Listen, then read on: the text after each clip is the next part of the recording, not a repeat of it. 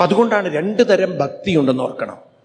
ഒരു ഭക്തി എന്ന് പറയുന്നത് നമ്മൾ ഈ സമൂഹം കൊണ്ടു നടക്കുന്ന ഒരു, ഇതിനെ പറയാ വിശ്വാസത്തിലൂന്നിയ ഭക്തിയാണ്.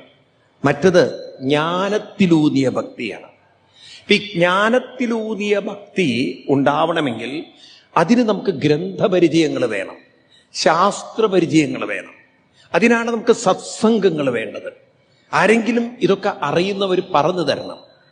ഇപ്പം നമുക്ക് വേണ്ടത് ഈ വിശ്വാസഭക്തിയിൽ നിന്നും ജ്ഞാനഭക്തിയിലേക്കൊരു മാറ്റം വേണോ വേണ്ടയോ? അപ്പൊ കുറച്ചുകൂടി നമുക്കൊരു വ്യക്തതയുണ്ടാകുമായിരുന്നു. അപ്പൊ നമുക്ക് മനസ്സിലാവും, ഈ നാമം ഞാൻ ജപിക്കുന്നത് ദൈവത്തിനു വേണ്ടിയിട്ടല്ല.